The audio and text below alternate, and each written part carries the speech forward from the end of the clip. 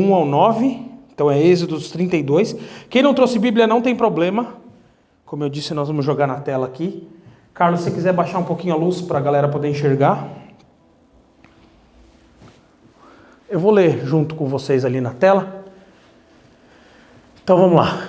O povo, ao ver que Moisés demorava a descer do monte, juntou-se ao redor de Arão e lhe disse: venha, faça para nós deuses que nos conduzam, pois a esse Moisés, o homem que nos tirou do Egito, não sabemos o que lhe aconteceu.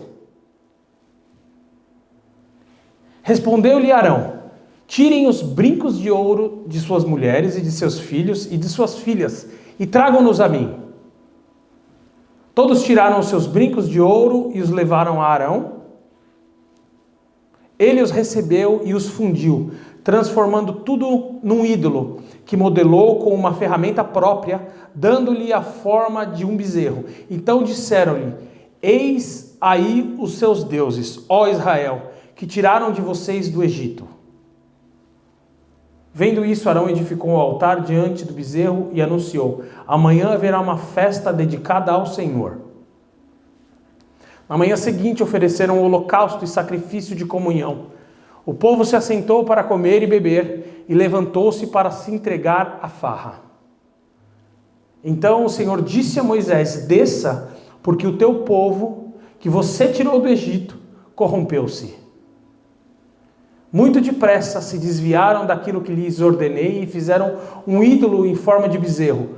Curvaram-se diante dele e ofereceram-lhe sacrifícios e disseram: eis aí, ó Israel, os deuses que tiraram vocês do Egito. Disse o Senhor a Moisés: tenho visto que esse povo é um povo obstinado. Senhor Deus e Pai, obrigado pela palavra que o Senhor nos trouxe aqui nessa noite. Eu te peço, usa-me como um canal de bênção na vida dos teus filhos, Pai, que o Senhor possa agir na minha vida, Pai, que eu possa estar aqui realmente representando a tua palavra. Obrigado pela oportunidade de falar do teu amor, da tua palavra mais uma vez, em nome de Jesus.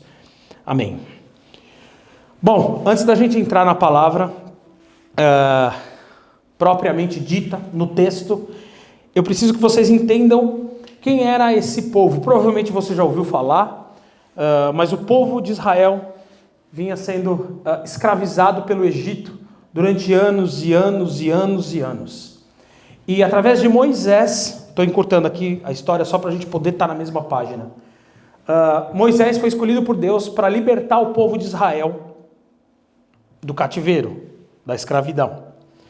E esse povo experimentou, enxergou, vivenciou milagres que a gente nunca jamais nem sonhou em presenciar ou em ver. Alguma das coisas que Deus fez, além de ter libertado eles de um cativeiro, de uma escravidão, que era praticamente impossível, porque já eram 4 gerações que estavam sendo escravizadas. Então você imagina, eram quase 400 anos que o povo ficou sob o poder do Egito. Toda uma nação escravizada. E Jesus, Deus, o Espírito Santo, Jesus ainda não tinha vindo, mas Deus escolheu e capacitou Moisés para tirar esse povo da terra do Egito. Então eu vou rapidinho passar por algumas coisas que esse povo enxergou, vivenciou, antes de chegar nesse texto. Bom, para começar, quem aqui já ouviu falar sobre as pragas do Egito? As 10 pragas. Então, só recapitulando aqui. Esses caras viram água virar sangue, uma peste de rã que Deus mandou, depois uma peste de piolho, depois mosca, peste nos animais, mandou úlcera para os animais e para as pessoas, choveu pedra, teve uma infestação de gafanhoto, depois Deus mandou 3 dias de treva para o Egito, e por último, mandou a morte, o anjo da morte, visitar toda a nação do Egito, matando os primogênitos. Por que essas pestes? Porque Israel precisava sair do Egito.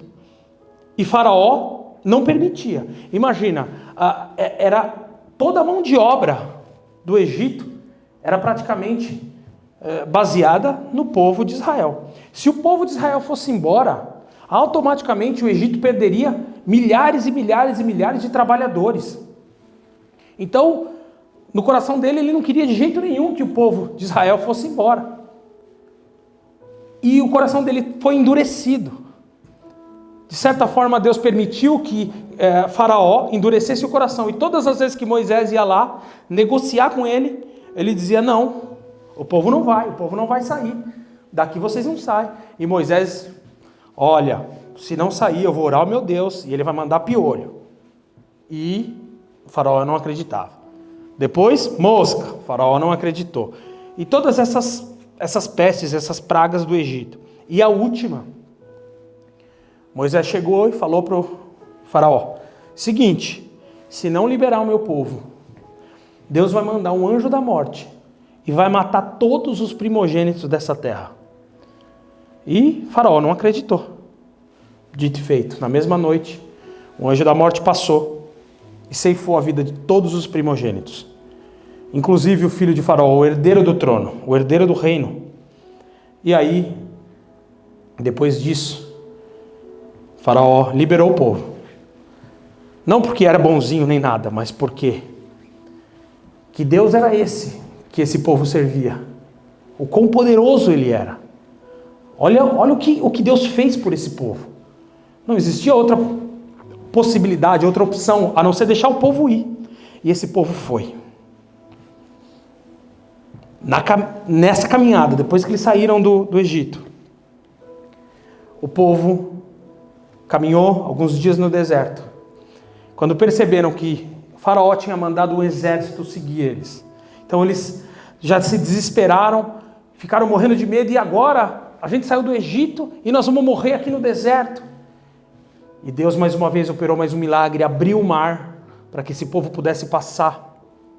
E eles passaram. Depois disso, chegando ao outro lado do mar, do Rio Jordão, na realidade é o Rio Jordão. Uma das aberturas foi o Rio Jordão e a outra foi o Mar Vermelho. Quando eles chegaram na outra margem do mar, tinham presenciado 10 pragas, presenciado um Deus capaz de abrir um mar, abrir um rio. Depois disso, eles estavam sem comida, Deus mandou um maná dos céus, depois mandou codornas, eles estavam sem água, Moisés batia na rocha, saía água. Ou seja, eles presenciaram coisas absurdas e inimagináveis para qualquer ser humano natural. E mesmo assim, olha o que o texto nos mostra, o que eles foram capazes de fazer.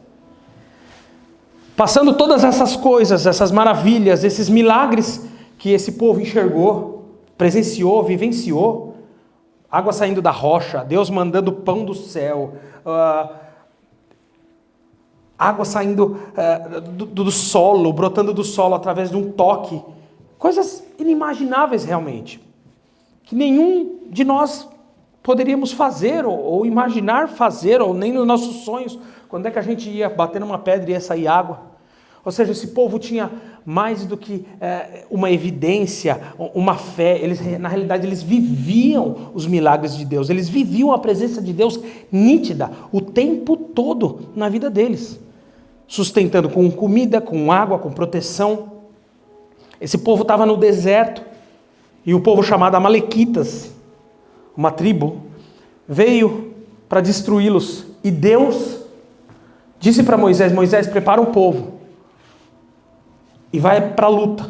E Moisés disse: a gente não tem soldado, aqui é todo mundo trabalhador. E Deus falou: eu vou usar o que você tem. E mandou esse povo para a guerra. Naturalmente, era uma condenação, mas muito pelo contrário. Deus fez com que esse povo vencesse uma batalha, uma guerra impossível. Passando todo esse turbilhão.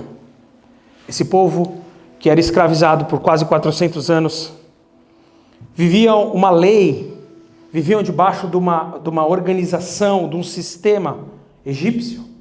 E eles precisavam de leis, agora baseadas em Deus, baseadas num Deus vivo, baseado nos princípios, nos conceitos que Deus tinha.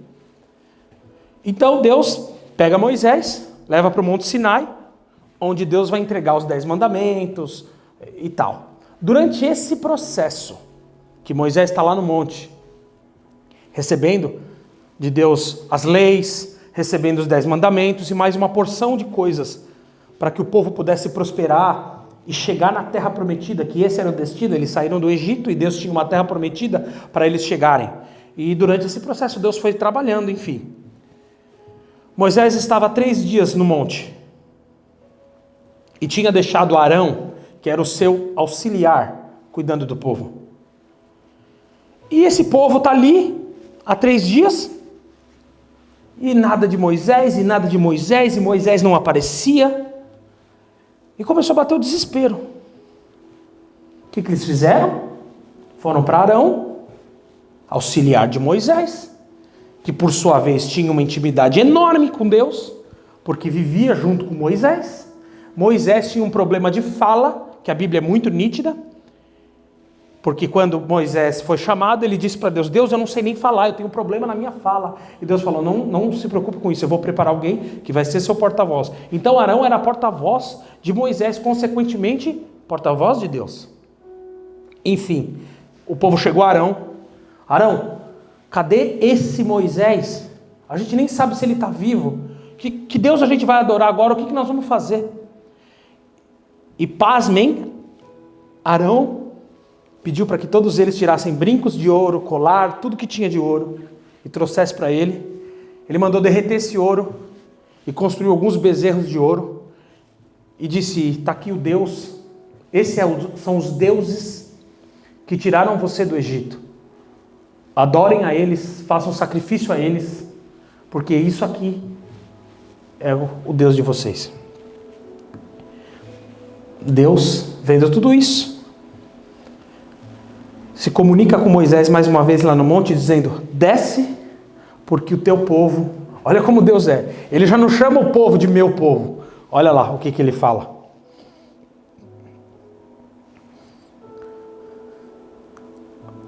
Eis aí, ó Israel, os deuses que você tirou do Egito, tal. Aqui. Deus falando. Moisés, apressa-te a descer, porque o teu povo fizeram deuses, estão adorando a bezerros de ouro. Ou seja, ele já não chama mais o povo de meu povo. Deus já bota a culpa em Moisés e fala: ó, o teu povo, o povo que você está liderando, está te traindo, está me traindo. Apesar de tudo que eles viram, tudo que nós fizemos por eles, mesmo assim, em 3 dias, o povo não pode aguentar 3 dias sem um líder. E aí, a reflexão que eu quero trazer é o seguinte: analisando friamente, cara, que povo ingrato, né? Deus mandou 10 pragas contra os inimigos. Deus abriu um mar para esse povo. Deus foi capaz o povo estava com fome, de manhã, a hora que eles acordavam, tinha pão ao redor deles. Deus mandava um maná do céu. E eles acham que cansaram de comer só pão. Deus mandou codorna. Deus sustentava, Deus livrava de inimigo. E 3 dias que eles ficaram sem um líder, eles já esqueceram tudo isso que Deus tinha feito por eles. 3 dias foi capaz de apagar da memória deles todas as coisas boas, os milagres que Deus tinha feito. E eles desesperadamente buscavam algo para servir, algo para adorar. Que povo ingrato! Que povo ingrato! Você no lugar de Moisés faria o quê? Será que você desceria do monte e, sei lá, separavam alguns soldados ou os mais fortes para dar uma chicotada nesse povo? Será que a gente ia pedir para Deus, sei lá, Deus, dá um castigo para essa galera aí, porque são muito ingratos. Depois de viver tudo isso, todos esses milagres, ainda são capazes de trocar o Senhor por qualquer coisa. Que povo ingrato. E a minha pergunta é: será que esse povo é diferente da gente? Será que nós somos melhores do que esse povo? Quantos milagres a gente já não viveu? Quantos livramentos de Deus nós já não tivemos na nossa vida? E muitas vezes, quando a gente enfrenta qualquer crisezinha, a gente esquece dele. Assim como o povo esqueceu de Deus, quando não teve a resposta. Quantas vezes a gente nem espera a resposta da oração? Quantas vezes a gente precisa resolver alguma situação, sabe que Deus é capaz de resolver, já viu Deus resolvendo coisas muito maiores, muito mais complexas, mas mesmo assim, a gente prefere acreditar que não sei onde está esse Deus. Eu vou fazer da minha forma, eu vou criar o meu bezerrinho de ouro, eu vou adorar o que eu quero adorar, eu vou tomar conta da minha situação, eu sou capaz de resolver todos os problemas da minha vida. Quantas vezes a gente não viu milagres ao nosso redor, com amigos, com famílias? A gente sabe que Deus é vivo, a gente sabe que Ele existe, e mesmo assim, quando a gente não escuta o que Deus tem para falar, ou quando a gente não ouve uma resposta dele imediata, ou ainda pior, quando a resposta dele não é o que a gente queria, a gente faz igual criança birrenta. Torce o nariz, se joga no chão, faz manha, birra, e vai lá e faz o que quer fazer. A gente não tem diferença nenhuma desse povo. Talvez você não viu uma praga de rã, você não viu Deus transformando água em vinho, em sangue, aliás, que é uma das pragas. Talvez Deus não tenha aberto um mar na tua vida, na tua frente. Mas quantas vezes Ele te livrou da morte? Quantos acidentes você poderia ter sofrido? Quantas vezes por aí, alcoolizado, poderia ter batido o carro? E Deus te livrou. Quantas vezes Ele te livrou de doenças fatais? Quantas vezes Ele fez o teu salário durar mais do que deveria durar? Quantas vezes Ele te livrou do coronavírus em 2 anos para cá? Vai dar 2 anos de pandemia e está todo mundo vivo aqui. Ou seja, nós vivemos milagres dia após dia. A gente vê a ação de Deus na nossa vida dia após dia. Tem gente que por aí acredita que a vida vive no automático, é natural, você acorda, respira. Gente, respirar é um milagre. Andar é um milagre. Comer é um milagre. Quantas pessoas nessa terra, nesse mundo, gostariam de poder ter uma refeição e talvez não possam porque não tem dinheiro para pagar, ou tem dinheiro, mas não tem saúde? Quanta gente você acha que está nessa hora, num leito de hospital, tomando morfina, só esperando para o câncer levar embora? É muita gente. A gente tem costume de viver olhando só para o nosso próprio umbigo ou para o nosso redor. E esquece que Deus está operando milagre. E ao invés da gente correr para os pés dele, quando a gente precisa, a gente tenta resolver de várias maneiras, de várias formas. A gente não é diferente do povo de Israel. E Deus foi misericordioso com o povo de Israel. Porque se você lê na tua casa, não dá tempo de eu ler toda a história aqui. Se você lê na tua casa, Deus queria destruir o povo. E Moisés intercedia pelo povo, dizendo: Deus, não, dá mais uma chance, eu vou descer, eu vou cuidar desse povo, eles vão se arrepender, calma, calma, calma. E toda essa passagem se deu no Velho Testamento. E tudo que está no Velho Testamento reflete Jesus. Moisés reflete Jesus. A Bíblia nos diz que Jesus é o nosso advogado. E Moisés era o advogado do povo. Hoje, ao invés de ter um Moisés que intercede por nós, quando a gente faz as nossas burradas na nossa vida, quando a gente pega e toma atitudes que a gente não deveria ter tomado, quando a gente erra, pisa na jaca, escorrega legal, sabe quem intercede por mim e por você? Jesus. É Ele que diz: Pai, dá uma segurada. Eu sei que esse povo, eu estou falando de mim mesmo, talvez seja um pouco burro, ou talvez muito burro, que toda oportunidade que tem de fazer coisa errada faz. Mas eu morri por esse povo, Pai. Dá mais uma chance para eles. continua tendo misericórdia, continua abençoando, guardando a vida deles. Eu não tenho noção quantas vezes Jesus já teve que pedir para Deus dar uma segurada, porque o Felipe um dia vai melhorar. Calma, livra ele mais uma vez. Da morte, Deus me livrou no mínimo 2 vezes. Uma delas, eu estava em Atibaia, no interior de São Paulo, 10/11 de 2011. Eu nem lembro o que eu tinha ido fazer. A gente tinha um sítio em Atibaia e... lembrei. A gente tinha ido visitar uns amigos meus e bebendo, voltei, o carro escorregou num barranco, caiu dentro de um rio, capotou um monte de vez e o bombeiro chegou para salvar. Quando chegou, ele viu os bombeiros viram o estado do carro e disse: olha, Felipe, que dia que você faz aniversário? Eu falei, dia 16 de maio. Ele falou, marca essa data também, 10/11 de 2011, porque você nasceu de novo, o estado que está o carro e tal. Ou seja, já era Deus protegendo, porque sabia que um dia, as coisas iriam mudar, e um dia eu estaria aqui falando de Deus, um dia eu estaria aqui pregando, falando do amor dele. E quem sabe onde você pode estar amanhã ou depois?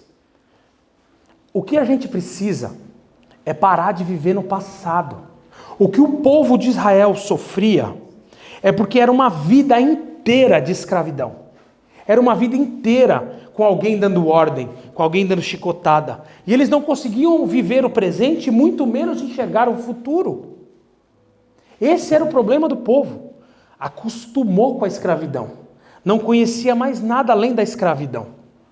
Na realidade, a vida de escravidão era uma vida confortável, porque era uma vida que eles sabiam o que ia acontecer, tinha alguém controlando o tempo todo, eles sabiam onde eles iam chegar, lugar nenhum, porque eram escravos, mas ali tinha uma cama para eles dormirem, ali tinha a comidinha deles, o trabalho todo dia, mesmo que escravo, acostumado com uma situação horrível, com uma situação de escravidão, uma zona de conforto.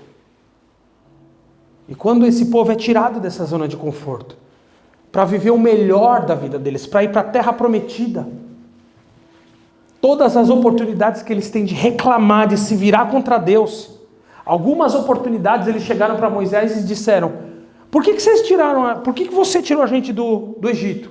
Para morrer de fome aqui no deserto? No Egito, pelo menos a gente tinha comida e a gente tinha uma cova, um cemitério para ser enterrado, e aqui a gente vai morrer e os corvos vão nos comer?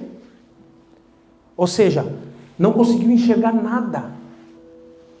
Um palmo, eles estavam cegos, presos no passado. E muitas vezes o que nós sofremos hoje é por culpa do passado. Às vezes você foi ferido com a igreja no passado. Às vezes você teve um relacionamento ruim com alguém no passado, com o marido, com a esposa. Às vezes você teve uma vida com traumas na tua infância, por causa do teu pai, da tua mãe, whatever. E isso te deixa aprisionado. Você ainda está acostumado com a escravidão.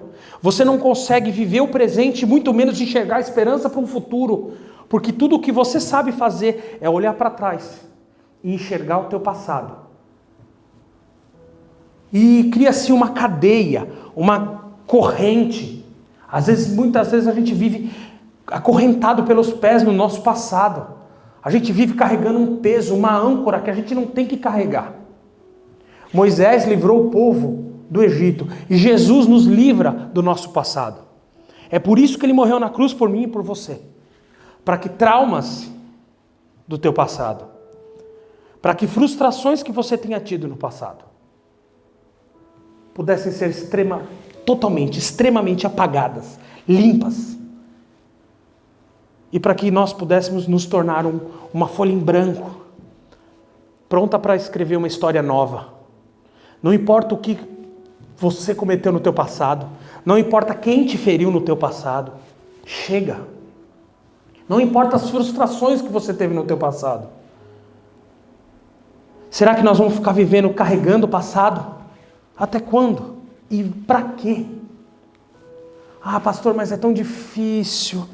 É tão difícil esquecer o passado. Eu tento, mas eu não consigo mais confiar nas pessoas. Eu não consigo mais ter um relacionamento de amor, de respeito com o próximo. Eu não consigo mais, porque eu fui tão ferido no passado.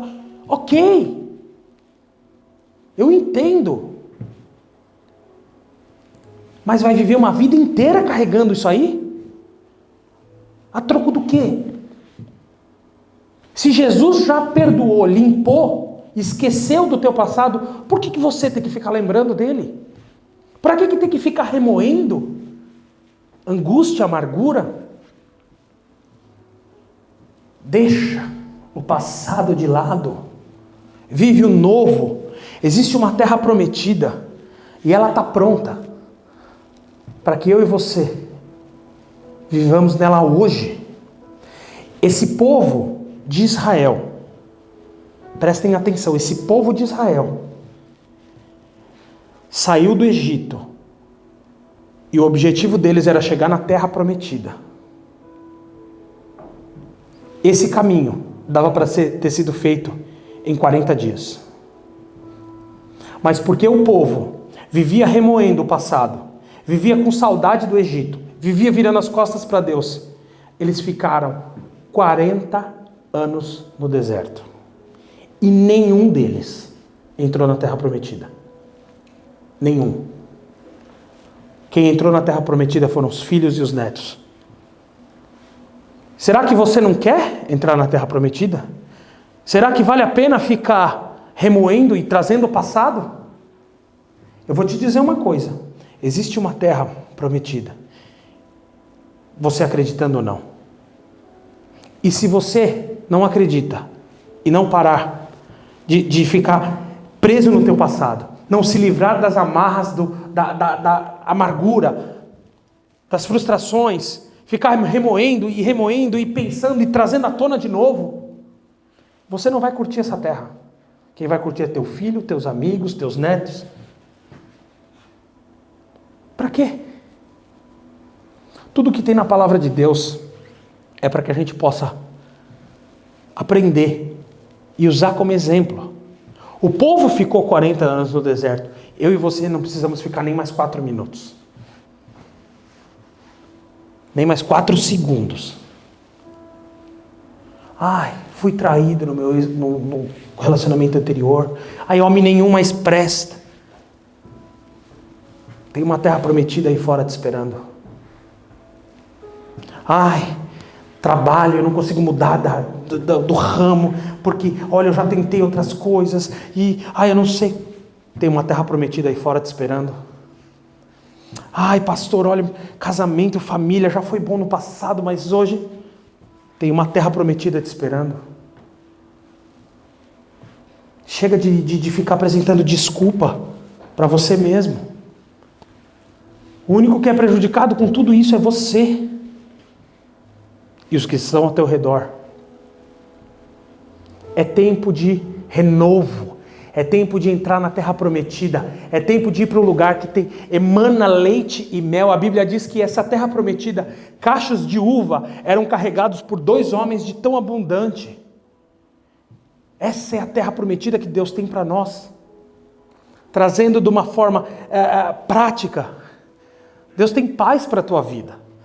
Deus tem sossego para o teu coração. Sabe o que é deitar num travesseiro e você dormir uma noite de sono em paz? Então Ele tem isso para você. Ele tem o trabalho dos teus sonhos. Ele tem uma família dos teus sonhos. Ele tem o relacionamento dos teus sonhos. E está pronto. Basta você se desvencilhar do teu passado, das tuas amarras, das tuas cadeias. E dizer, ok, chega, para mim chega. Eu quero viver daqui para frente. Eu quero ter esperança no meu futuro. Ninguém vai fazer isso por você. Deus já fez a parte dele. Ele já preparou a terra. Você está vivo, está respirando, está andando.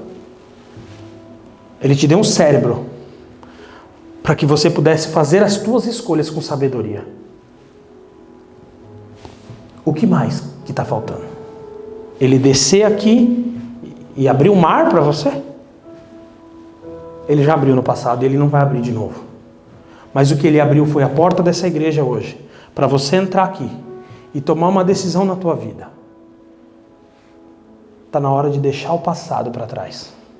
Está na hora de viver o novo de Deus.